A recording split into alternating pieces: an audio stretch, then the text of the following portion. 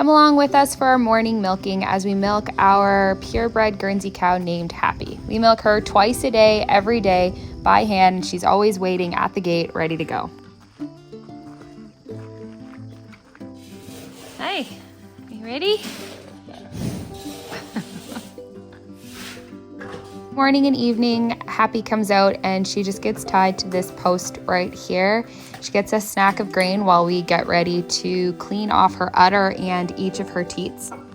We use a hot soapy water and a clean rag to clean both the front and the back teats. It's really important that these are cleaned properly, both for the sanitation of your milk, but then also for the health of the cow, because if any bacteria gets up inside the udder, then you can run into issues like mastitis. So then we use a sterile wipe to come behind and continue to clean the teats properly and thoroughly. Then we strip out 3 squirts from each teat to make sure that we get rid of any leftover milk that may have bacteria in it. The barn cats are usually waiting patiently, and they often will get just a little dish of the first milk when we first start milking. Before coming to us, Happy had never been milked by hand, so that was a bit of a transition, but she's doing really well with it. These back 2 teats usually give us quite a lot of milk, and then she actually only has 3 working teats due to an injury. So we only have the front right one that works, and then the 2 back.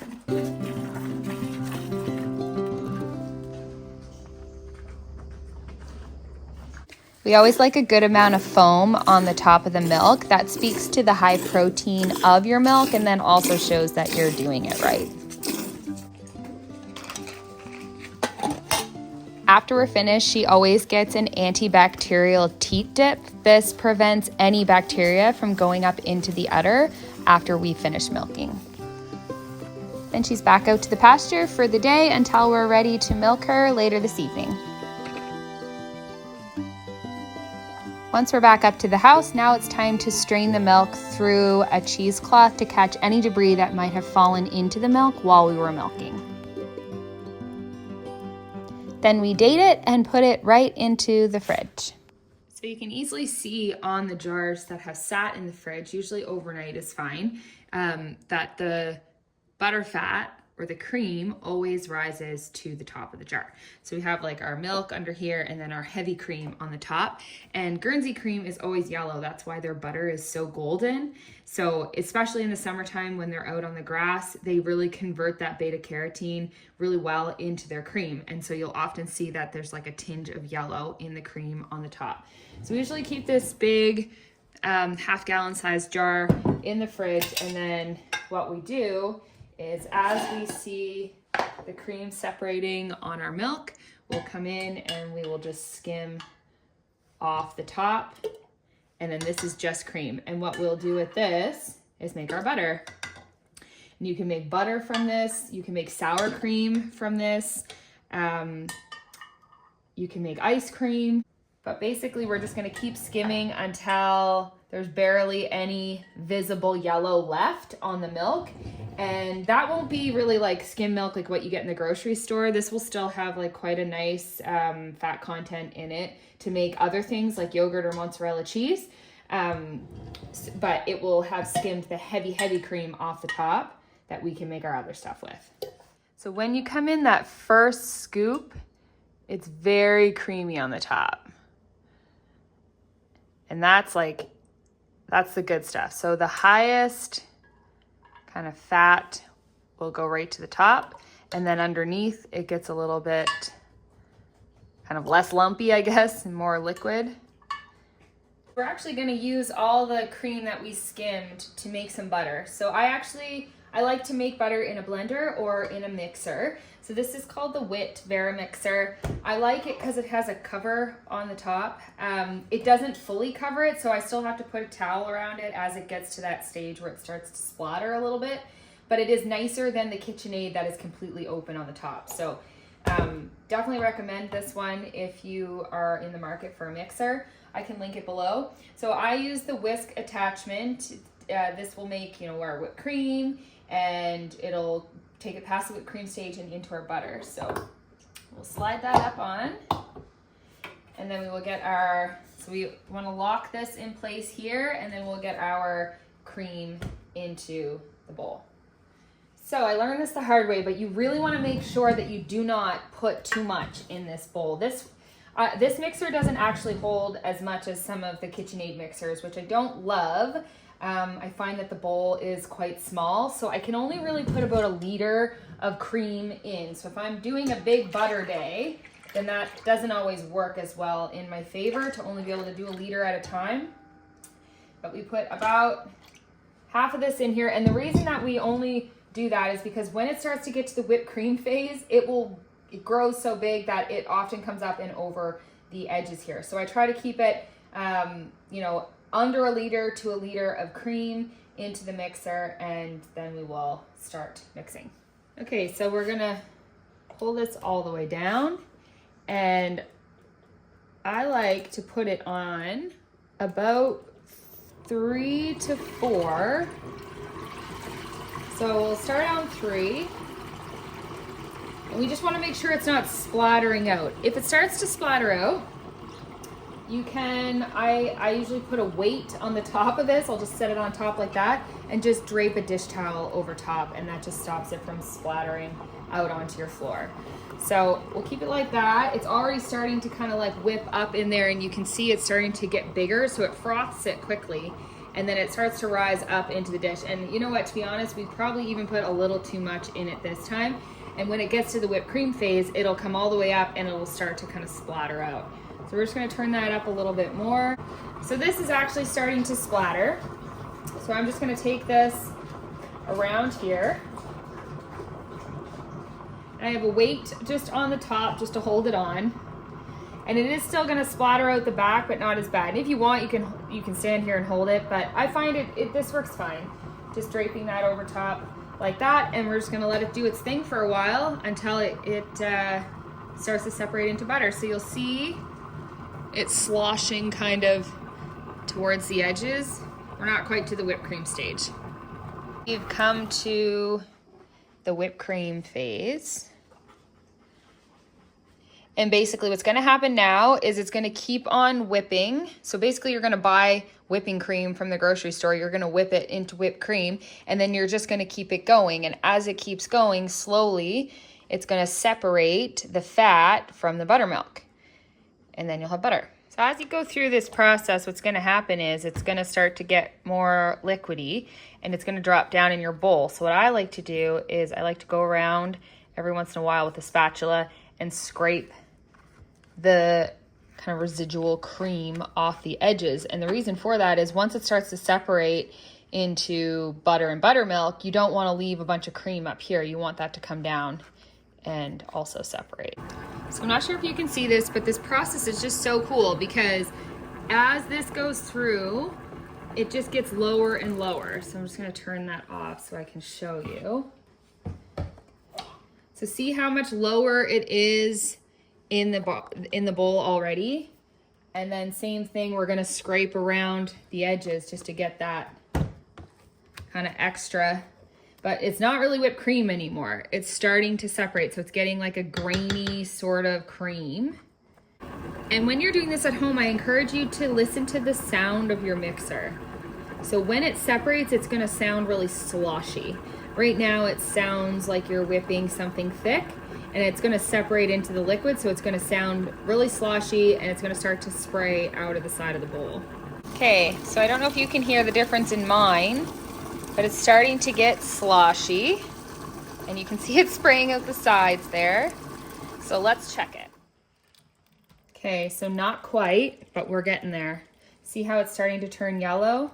So we're gonna scrape down the sides again, and you can make it butter between your fingers. So we could technically strain that now, but you're gonna lose a lot of it down the drain. So you wanna kind of let it go a little bit longer so that it's a bit more solidified in there. So that is what you're looking for. It's gonna stick, like it's very separated. The buttermilk is very much milk and liquid now, and we have this really hard butter. Okay? That is butter. But we're not done yet. So we have to finish the process. We're gonna strain it and rinse out the buttermilk. So I picked that out of the whisk. We still have to rinse it. My big fine mesh strainer is being used for my yogurt right now, so I'm just gonna try to use this smaller one. So basically you're just separating the buttermilk out, and then you can save the buttermilk to use in your baking. Okay. We're just gonna put it back into, so I'm gonna just scrape it off and just gently squeeze buttermilk out of it. Because if you leave buttermilk in butter, it will go rancid or go sour a lot quicker. So we want to get that out. Okay, so there's your saved buttermilk. I'm gonna set that aside and we're gonna deal with our butter. Ice in a bath here.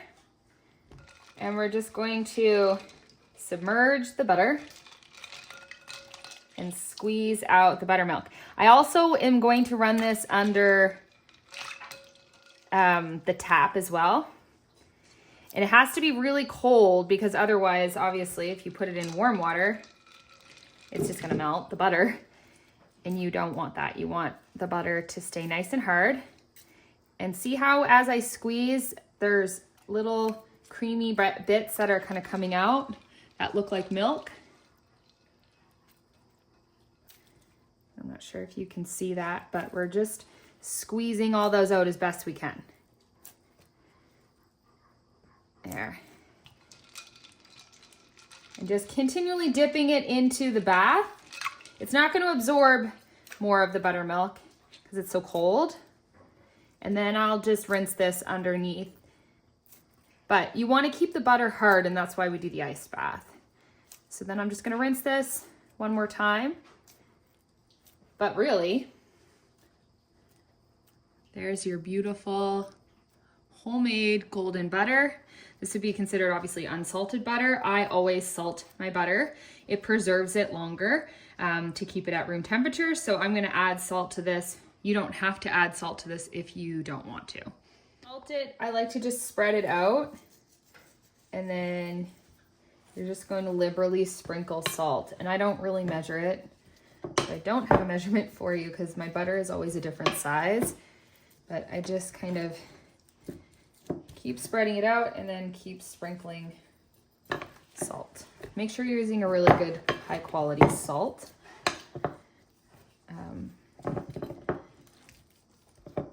There. This is a pretty, makeshift way of making butter for sure. Back in the day, they had those big boards that they made them out of, and they had the paddles that they kind of formed them together.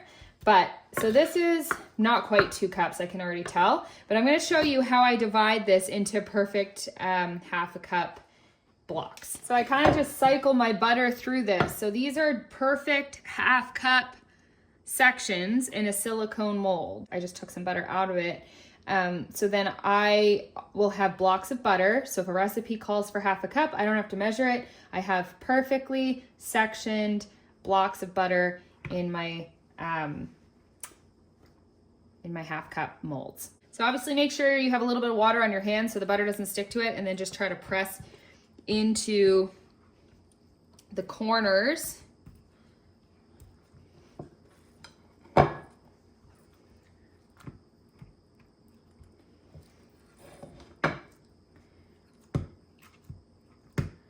Press down into the corners. Again, my butter's always salted, but you can do this with unsalted butter if you want.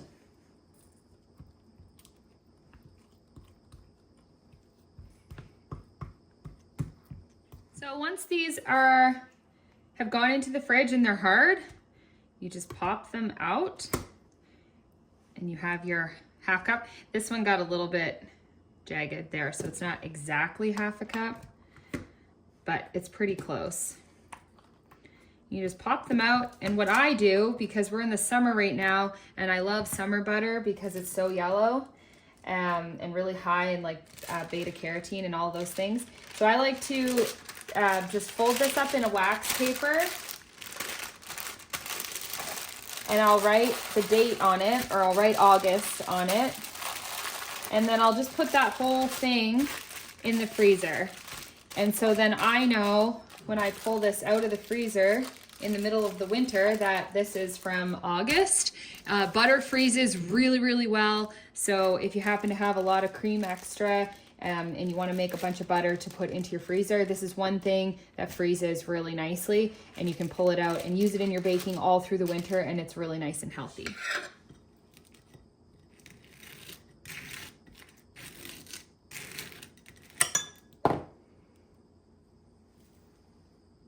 So if you've seen the yogurt video that I did on YouTube, and I will link that so you can watch the whole tutorial, but if you've watched it, you know what phase I'm at now. So we're ready to strain this yogurt off, and we're gonna use the exact same recipe that we did to make yogurt, Greek yogurt, and now we're gonna make a yogurt cheese.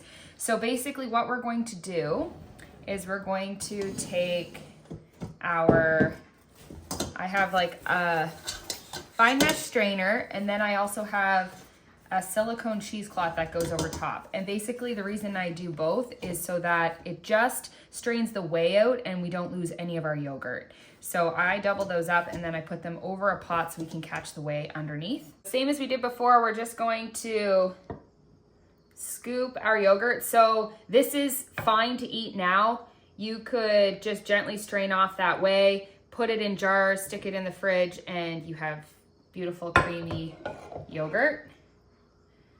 But we want to make yogurt cheese, so we're going to strain it down. So we're going to start the process of straining it down. So you're going to just add as much as you can that will fit, and then I'm going to put a cover on it, and this will essentially start to strain down, and I'll keep coming back to it and pulling, because what's going to happen is as it strains, it's going to get thicker, and I'm going to pull the thick parts to the top so that it can continue to strain evenly.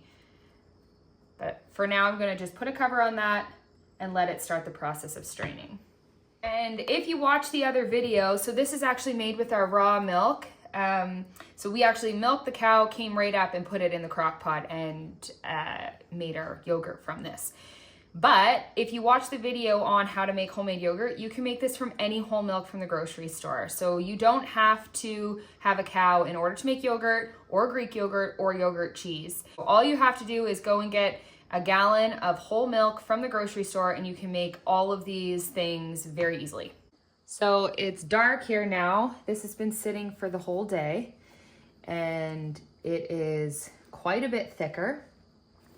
So this type of cheese, and I call it cheese, it's technically just really, really thick yogurt, but basically we're gonna keep straining this, and sometimes it can take an entire day, and that's perfectly safe to leave your yogurt to strain and to sit on the counter for a day at room temperature. There's no harm in that at all.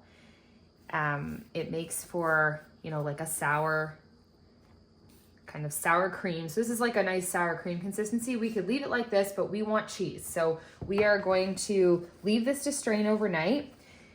And then I am going to take these edges, and we're going to tie them up.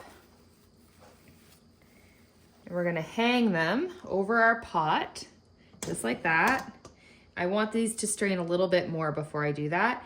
And that will give us our consistency of our cheese. So as you can see, we don't have fancy equipment here or anything like that, but we have some cloth cheesecloth. I transferred the yogurt into cloth cheesecloth, and then I just hung it from one of my shelf brackets, and you can see it's dripping even further. So the reason that I leave it in the large mesh strainer is to kind of get it small enough that when you put it into the cheesecloth and you tie it up like this, it doesn't squish out everywhere. So we're gonna leave that to still strain out, and you can see the whey dropping through down into the pot below. And when this is done, we're gonna open it up, and it's gonna be basically like a Boursin or a cream cheese consistency, and I just call it yogurt cheese. So we can see we have another pot of yogurt on the go now. because we strained this all the way down. So this was a full crock pot of milk. So let's take a look at it now. So we strained the yogurt and then we put it in this cheesecloth to strain further.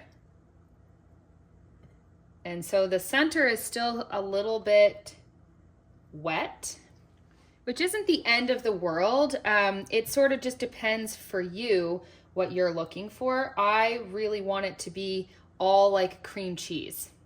So I'm gonna keep going with this. Again, this is a long process. This is not, you know, it's not quick, but it's you know, it's one ingredient. You're just using milk in your crock pot and then leftover yogurt from the last batch, and this is what you're getting. So what we're gonna continue to do is I'm just gonna move this around. I'm gonna pull those hard bits to the surface because those of what have been really straining. And then we're gonna let these kind of softer bits kind of come down through the center to continue to strain. So you can see we have a nice spreadable kind of consistency, but we're not quite there yet. What we're gonna do once we are there is we're going to salt it, and you can season it with whatever you want. So at this point, once we have it finished, you can use it as cream cheese. So I've made like a no-bake cheesecake out of this before. You can use it in icing as cream cheese. And then what I'm going to show you is we're going to blend it up with some butter and make like a Boursin style spreadable cheese. So this is just so versatile. It's just an excellent way to use up lots of milk. But even if you don't have a milk cow, go out and get yourself a big jug of milk and you can make this so easily. And it's just a lot cheaper than buying Boursin cheese at the grocery store. So we're gonna fold that back up now that we've kind of manipulated it around a bit. And we're gonna hang it on our little hook that we had before. So we're just gonna hang it right here and let it strain down into this pot until it's finished making our cream cheese. Okay, so now what we're going to do, so basically it's a nice kind of like cream cheese sort of consistency. You can see when we lift up here, it very much kind of all stays together. But we have to keep in mind that this is still at room temperature. So now we're gonna put it into the fridge and let it chill to firm up even a little bit more. So I'm gonna take it out of the cheesecloth, we're gonna set it in a dish, and we're gonna stick it into the fridge. Okay, so we're just gonna lift this up.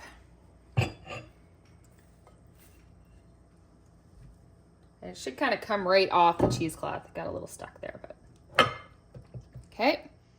So once this is chilled, I'm going to use half of this as cream cheese, and I'm going to take the rest of it, and we're going to make a Boursin style cheese. But we want this to get a little bit firmer, but look, you should be able to press around. It should be the consistency that you would find in the store of like the spreadable cream cheese, except obviously a lot healthier. Once you add salt to this, it very much tastes super similar to regular cream cheese. So this is an awesome alternative, but let's stick this in the fridge and then we'll see how we make out. So what we have here is a really nice spreadable cream cheese consistency. So there's nothing in this yet, but just to kind of give you an idea, it is so beautiful at this point. And to put this back in the fridge, it doesn't harden up or anything like that. It stays like this really nice spreadable cheese or yogurt cheese. So what I like to do in this situation is, because we haven't salted the actual cheese yet, I like to just put a little bit of salt on it if I'm putting it onto toast or a bagel or something. And so what we're gonna do now is we're going to season our yogurt cheese. So now we're gonna make what's called like a Boursin style cheese. So we're just going to take kind of equal parts butter and cream cheese or yogurt cheese. And this is gonna depend kind of your own preference. I like to do about equal or even a tiny little bit extra of the yogurt cheese. And then we're just going to blend this together. So again, you can use a beater. This is soft enough for me to just kind of mix together. Okay, so we're gonna mix that up like that. And then that's kind of it. And now you just have to season it. So I wanna make sort of like a dill style Boursin cheese. So this is just a dill seasoning that a little bakery here makes. And I'm just gonna dump that in liberally.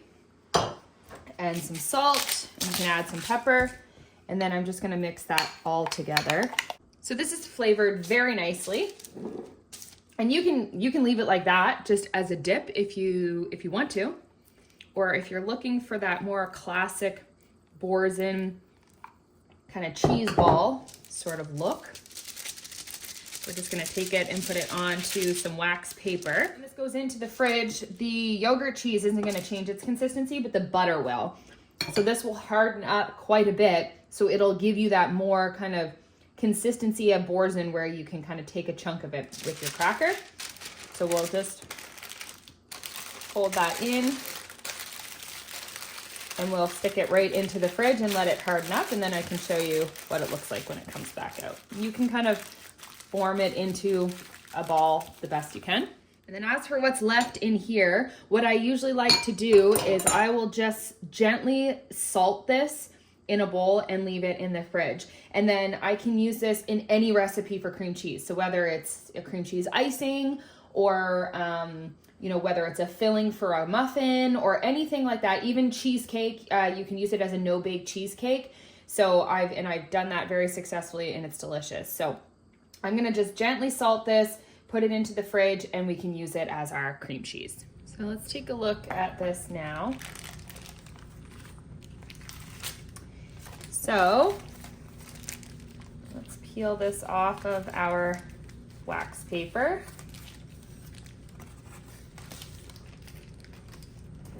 And you can put it in a little dish if you are serving it like this. You can take chunks off of it. So it has a little bit more of like a cream cheese consistency. It's like a mix between cream cheese and Boursin, but it tastes very much like a garlic Boursin. And so it is delicious to serve as a dip. Works really nicely on a sandwich, kind of like whatever you want to do with it. So that's it close up there.